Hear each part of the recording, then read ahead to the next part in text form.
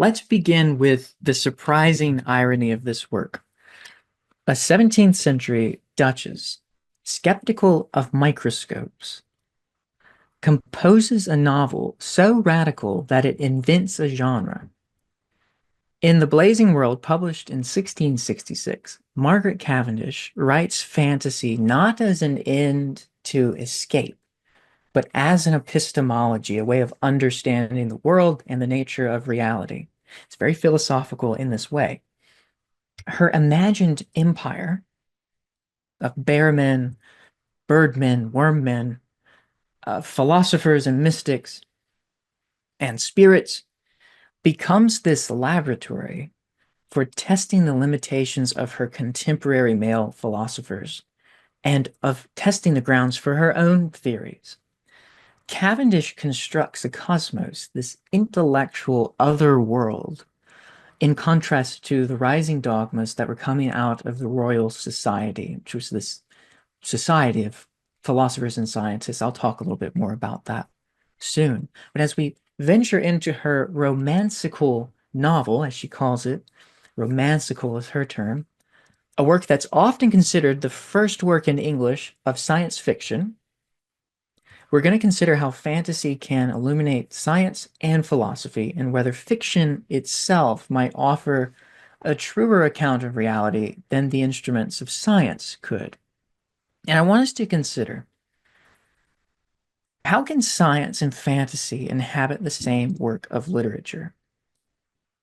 And how does that co-inhabitation work without distorting the sense of enchantment? And this is something we'll see when we come to the poetry of Emily Dickinson, and to some degree, the poetry of Elizabeth Bishop. In fact, how can science promote a sense of enchantment in visionary literature? And how does the Blazing World and visionary literature more broadly use fantasy as a medium for philosophical and scientific inquiry? And these are the questions that the lecture is going to address.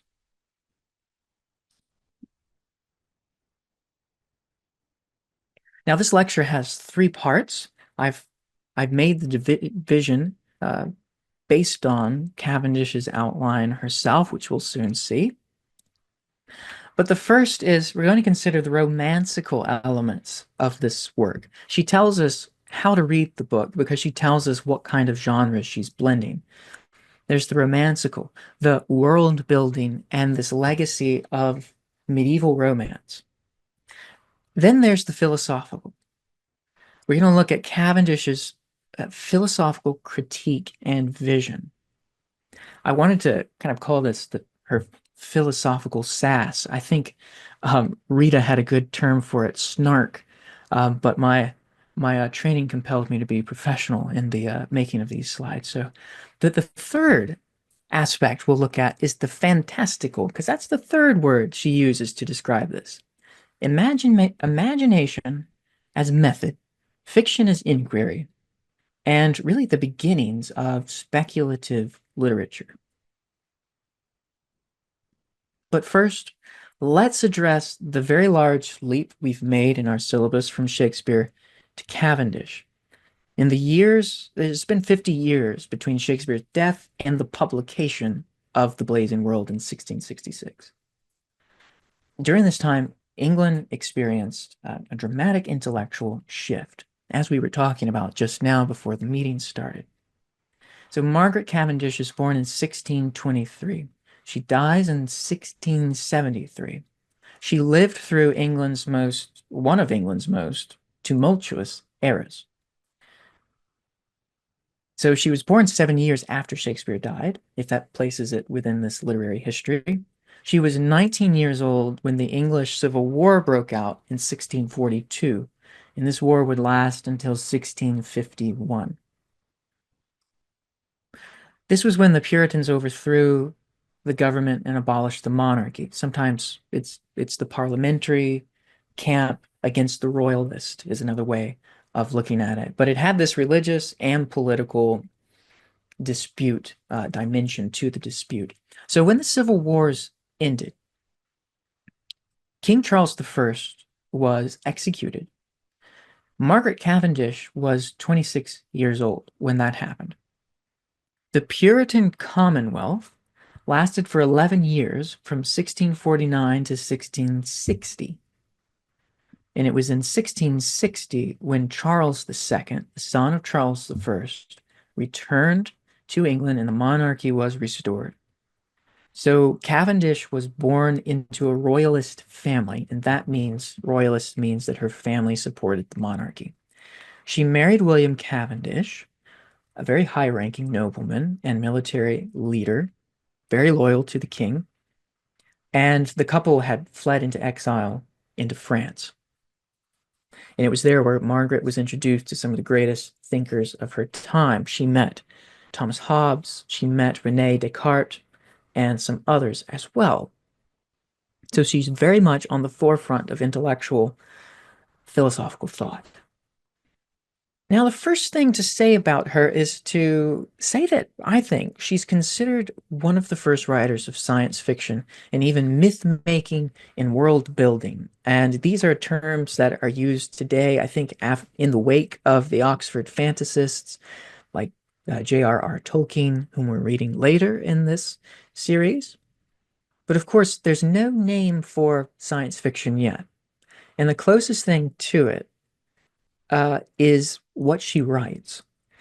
In her prefatory address to the reader, she tells us what the book does, and she tells us how to read it, essentially. It is the description of a new world, a world of my own creating, which I call the blazing world. The first part whereof is romancical, the second philosophical, and the third is merely fancy, or as I may call it, fantastical, which if it add any satisfaction to you, I shall account myself a happy creatoress. So she's working out, she's trying to tell us that what I have here is a mix of different things. This is a genre that's not really been done before. And the final word, fantastical, actually does come from Plato's notion of the phantasm, the idea that there is another world, but that our senses don't pick it up correctly, and it leads to phantasms, these appearances of reality that are distorted. So I find that interesting, and tracing that to our modern day contemporary genre of fantasy. So let's start with the romancical. You all have been taking this course, so you all know exactly what Cavendish means by romancical. Not necessarily a love story, but the genre of romance, which we encountered in the works of Sir Thomas Malory, Edmund Spenser, and William Shakespeare. Romance proper is originally a medieval form in the English tradition, a flexible and wide-ranging narrative genre that emerged in the 12th century Europe. There are seeds of this earlier, but this particularly grew out of France with Marie de France, Chrétien de Troyes, Malory, and other romance writers. And this genre became one of the most significant secular literary forms of the Middle Ages. We have both adventure and fantastical landscapes in the first page of The Blazing World, and it begins with a kidnapping, which is also very romantic in that way. A merchant falls in love with a young lady, steals her away in a small boat, and that's where disaster happens. They're led off course in an episode that's very similar to what we're going to see next week with Coleridge's Rime of the Ancient Mariner. So this is what she says: "For heaven, frowning at his theft, raised such a tempest as they knew not what to do, or whither to steer their course, so that the vessel, both by its own lightness and the violent motion of the wind, was carried as swift as an arrow out of the bow towards the North Pole, and in a short time reached the icy sea, where the wind forced it among huge pieces of ice. But being little and light, it did, by the assistance and favor of the gods to this virtuous lady, so turn and wind through these precipices, as if it had been guided by some experienced pilot and skillful mariner. All the men die except her. This is also very much like Coleridge's Rime of the Ancient Mariner so far. It's also very similar to other romance genres, as we're going to read in Cycle 3 of the Poetics of Enchantment when we come to Mallory and the Man of Law's Tale. There's a story of a young girl fleeing a love situation in a boat and is providentially guided for years on the main, magically kept alive. Just as the Empress, or the lady who will soon be the Empress, is kept alive by the light of her beauty, we are told, and by the heat of her youth and the god's protection. Until we are told that at last the boat, still passing on, was forced into another world through this narrow trajectory between the ice. So she reaches the other world, and where she's made empress by the creatures who inhabit it.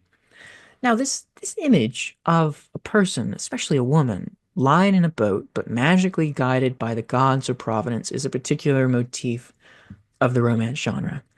Uh, Geoffrey Chaucer's Man of Law's Tale, we'll see that then. Uh, the Lady of Shalott, there's something going on there in the romance, right? And then Coleridge's Rime of the Ancient Mariner, which is also a reprise of the romance genre, in a way, as we'll see next week. Also, driven by winds into the north. And everyone dies except for the mariner.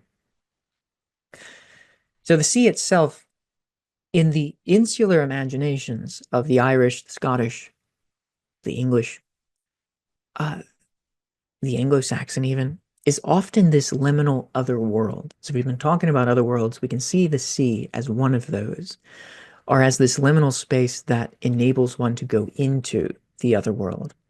One more thing I'll say about Cavendish's idea of the romancical, and that's that later in the book, there's this amusing episode where the Empress is speaking to the Duchess, who I think is the author. She wants to make a Kabbalah, the Empress does, and a Kabbalah that goes back to this Jewish mystical interpretation of the Hebrew Bible. It's a certain system of interpretation, mystical one.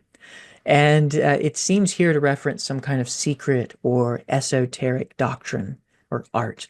And the Empress is very interested in mysticism and wants to make her own. But the Duchess of Newcastle, as Cavendish is writing herself into it, advises her. First, she thinks, the Empress says, well, I'll make a scriptural Kabbalah.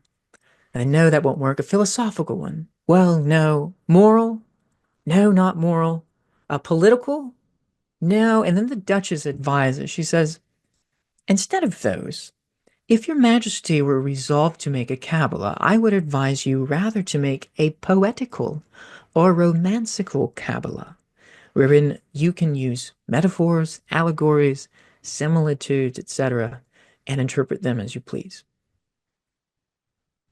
So we get an idea of what Cavendish means by this word romancical, just through our own use of it. The use of metaphor and allegory is central to its power. It's not about literal truth, but about layered meaning. The phrase interpret them as you please right here, I think, is particularly key. It shows Cavendish's interest in the authorial sovereignty and the reader's agency. In romance, meanings aren't fixed. And that's part of the genre's value. The same thing going on with the allegory. We saw this in Spenser. Different things can mean, different meanings can inhabit the same figure or situation. And it's very accommodating of different perspectives.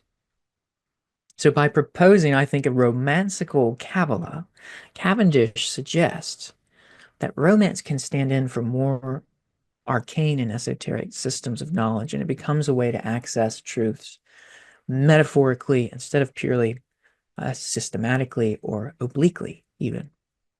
So for Cavendish, the romancical isn't just fanciful, it's a mode of speculative thinking. It's a vehicle for philosophy disguised in story, in a realm where the imagination reigns and the interpretation is fluid. And there's this one moment where the Empress describes art as nature's changeling, which has got to be one of my favorite turns of phrase in this book. Nature's changeling.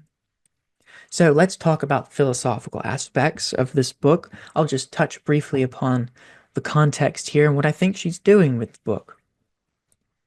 The Blazing World was published alongside Observations on Experimental Philosophy. That's her own observations on experimental philosophy, by the way. In a 1668 publication, she separates the two for easier reading, but their original proximity suggests that Cavendish intended the works to be read together, with the imaginative fiction complementing her scientific arguments.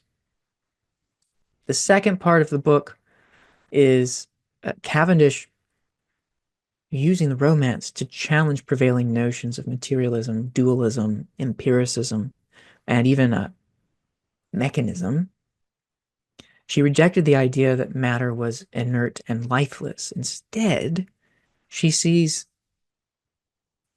the particles of the world self-moving, intelligent matter. It's kind of a form of panpsychism. And there's a moment where the Duchess starts writing her own world, and she creates a world that resembles her own philosophy.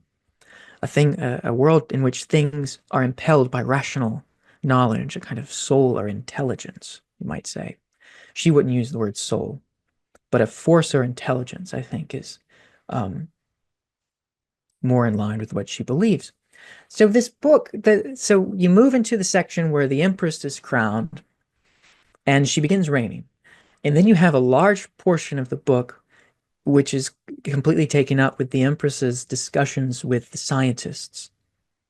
This is where you get the critique of the Royal Society. So when Charles II comes back, the Royal Society is eventually founded. It champions Baconian empiricism. It wants to study the world. But Cavendish dramatizes her skepticism of the Royal Society through the conversations that the Empress has with the animal-headed scientists, each specializing in different forms of knowledge, but each failing to reach a true understanding of anything, or at least to a satisfactory degree to the Empress. And at the heart, I think, of her philosophy is this critique of the Royal Society's reliance on optical instruments like microscopes and telescopes. Cavendish thought that such tools really distorted and led people away from the truth. So the Empress often gets so exasperated with the men that she threatens to dissolve their societies, as she does to the poor bear men. That she threatens in this brilliant moment to take away their optical instruments. The bear men, being exceedingly troubled at her majesty's displeasure concerning their telescopes, kneeled down, and in humblest manner petitioned that they might not be broken. For, said they, we take more delight in artificial delusions than in natural truths. Okay, that's interesting. Besides, continuing on, besides, we shall want employments for our senses and subjects for arguments. For were there nothing but truth and no falsehood, there would be no occasion to dispute. And by this means we should want the aim and pleasure of our endeavors in confuting and contradicting each other. Neither would one man be thought wiser than another, but all would either be alike knowing and wise, or all would be fools. Wherefore we most humbly beseech your imperial majesty to spare our glasses, which are our only delight, and as dear to us as our lives. The empress at last consented to their request, but upon condition that their disputes and quarrels should remain within their schools, and cause no faction or disturbances in state or government.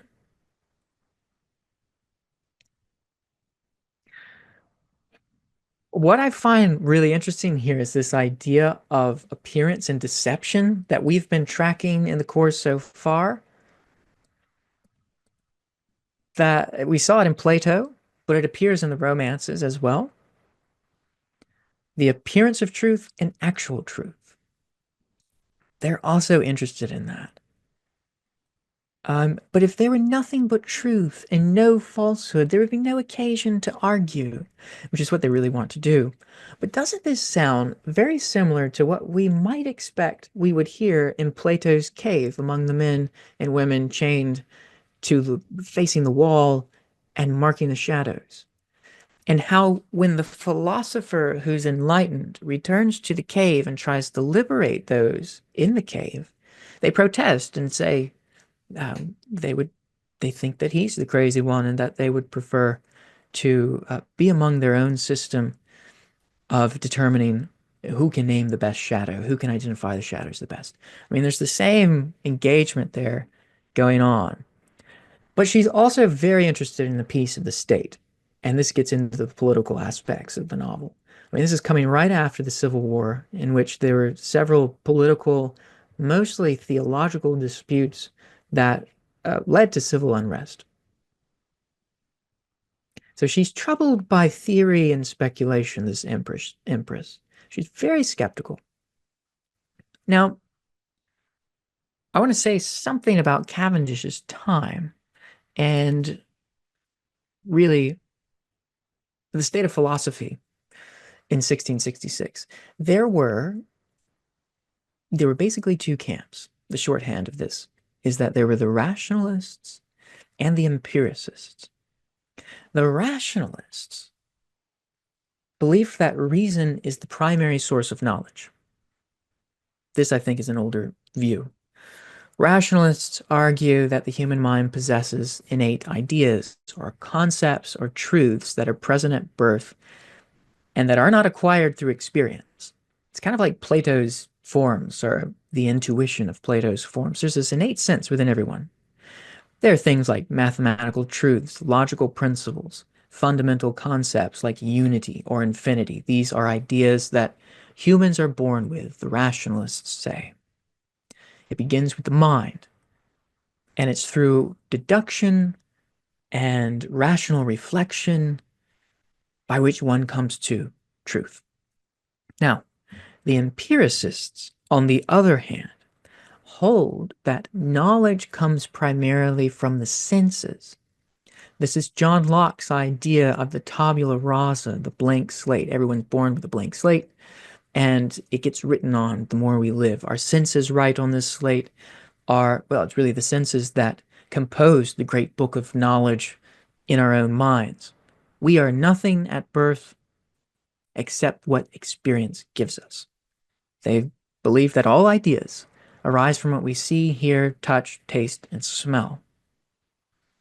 So, Cavendish, I would place her more in the rationalist camp, although she does not conform to either of these perfectly.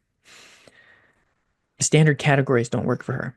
She rejects the dualism of the mind and body, which was really popular with René Descartes and his meditations, and the idea of an immaterial soul.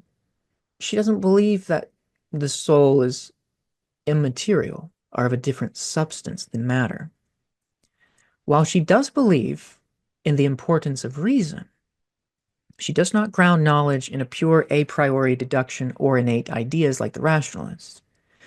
And she's also deeply skeptical of the speculative metaphysics divorced from the natural world. But she does think that reason is intrinsic to matter. And we see this pop up in the book with the Duchess of Newcastle, who starts writing her own world. She's talking about it. She even uses the word reason and rational.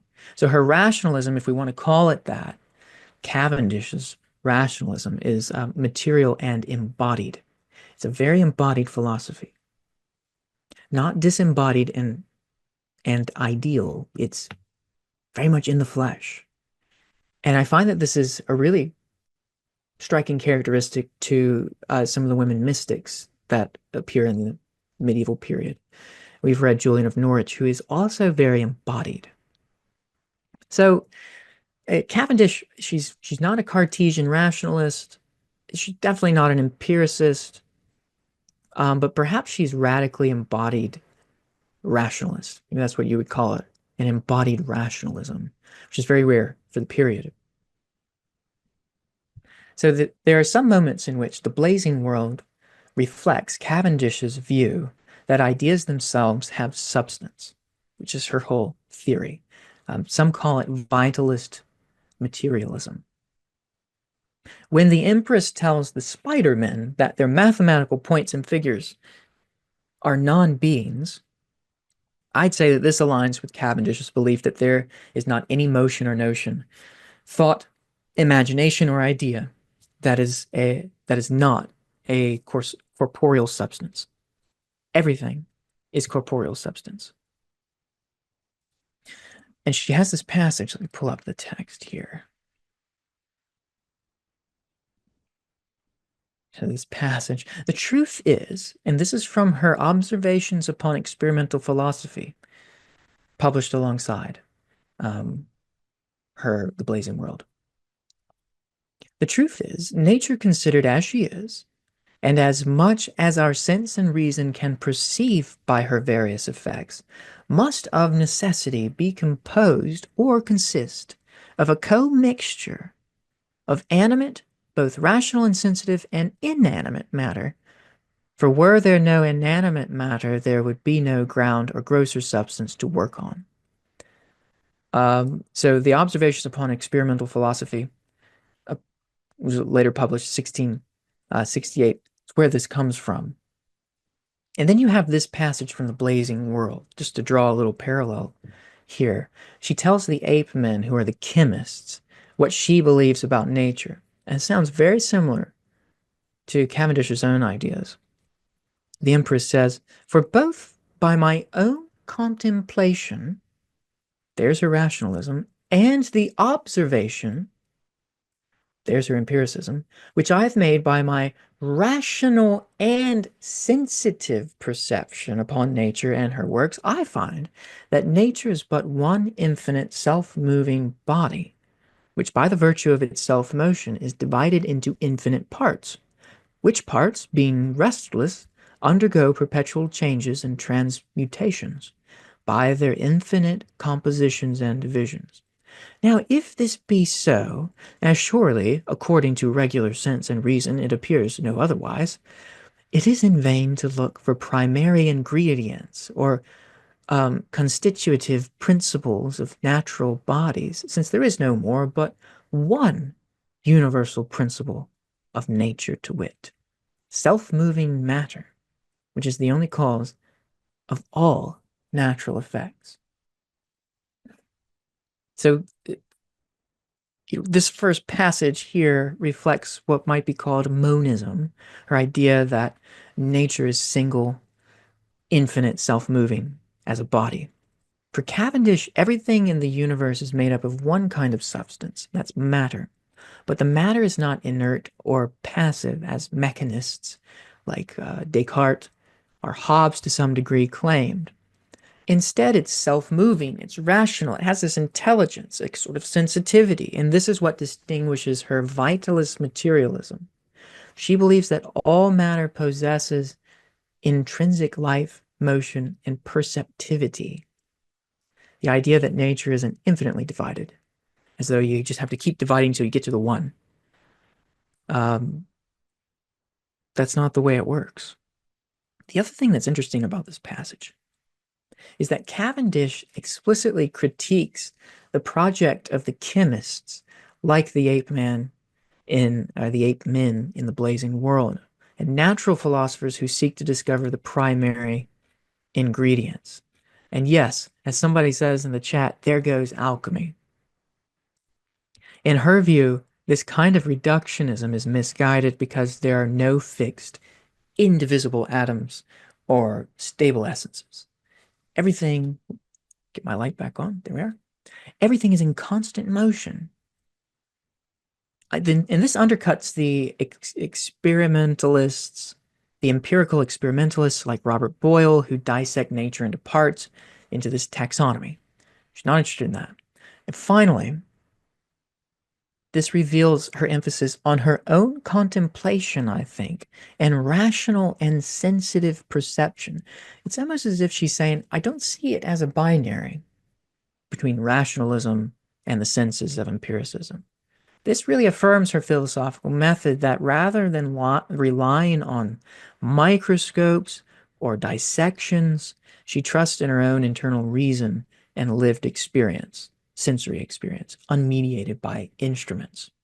That's why she doesn't like the microscopes or the telescopes. So this reflects this holistic and introspective even approach to studying nature, to science. So among other philosophers of nature that we've discussed in this course, I think we can add Cavendish to the company of Plato in our conversations and Johannes Scotus Erugena. All three have very different cosmologies, understandings of nature, but in some ways there are some overlaps. Might be interesting to discuss in our seminar. But I will say, there are these correlations between the fiction and the philosophy, but you shouldn't read The Blazing World as an allegory for her philosophical ideas. She's willing to include some fictional entities like the immaterial spirits, even though she rejected their existence in the natural philosophy. So she gives herself some creative license here. But Cavendish does make a sharp distinction between poetic and fictional fancy, and this more social, natural, philosophical reasoning. And that's where we get into the third aspect of her work, the fantastical. I consulted the OED on the word fantastic. One definition existing only in the imagination, proceeding from the imagination, the fabulous, also the incredible that appeared as well, alleged reasons, fears, etc. Perversely, irrationally imagined. Oh, that was interesting. And then another was fanciful ideas and notions. But look at this. Fantastical also has roots in the romance genre. When John Trevisa, a scholar and chaplain and contemporary of Malory and Julian of Norwich, translated the Latin Polychronicon into Middle English, he often uses the word fantastic when he's talking about romantic figures. The Polychron was supposedly this very comprehensive chronicle of history and geography from biblical times all the way up to the 14th century. And the monk Chester was the one who was to write this in Latin.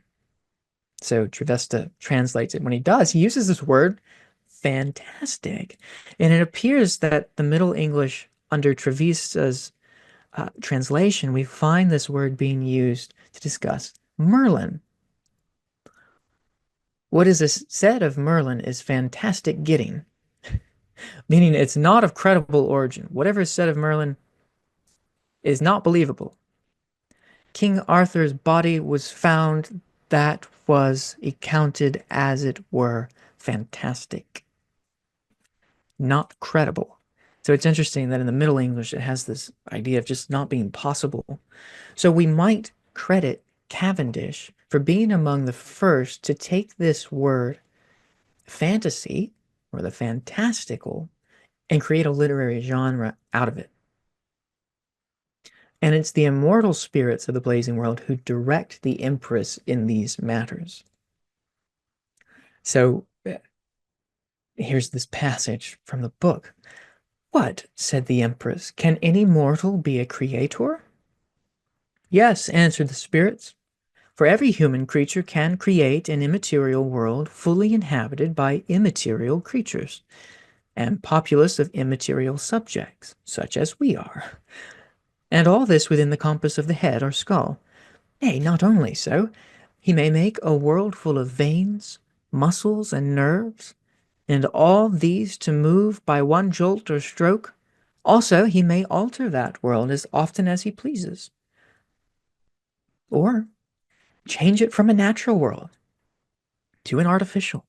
He may make a world of ideas, a world of atoms, a world of lights, or whatsoever his fancy leads him to.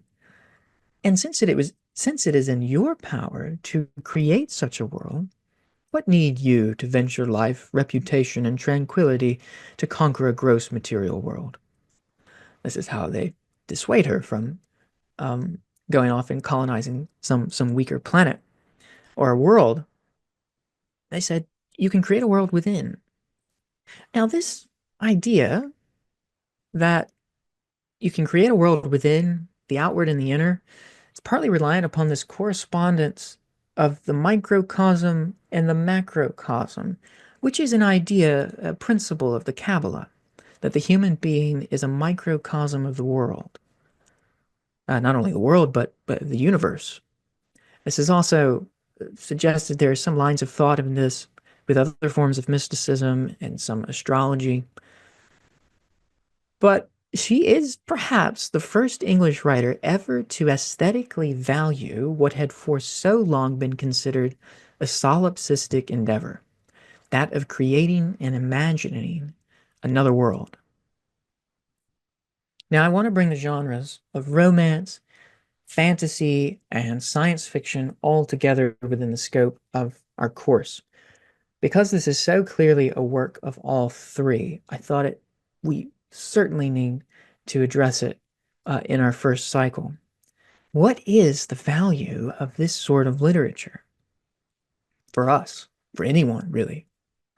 It's not just a solipsistic endeavor, just not a self-centered project. It actually enables many practical virtues. There's this wonderful moment when the Empress goes to our world, which actually returns to the world from which she came, which is our world, and takes notice of the way we live our lives. And she says many things struck her as strange, but that she wondered at most was that they should prize or value dirt more than men's lives, and vanity more than tranquility. So, and by the way, I'm using the punctuation in the original. So it's got this kind of convicting contrast that we're able to really see ourselves in a new light.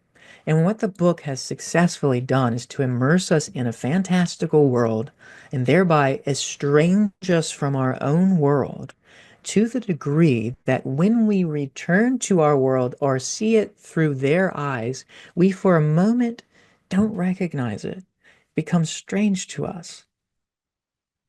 It has become foreign. And in this state, we are more easily able to see and amend its defects and ours. And this process is what the Russian formalists called defamiliarization, the technique of presenting to audiences common things in an unfamiliar or strange way to gain a new perspective. It's seeing the world anew.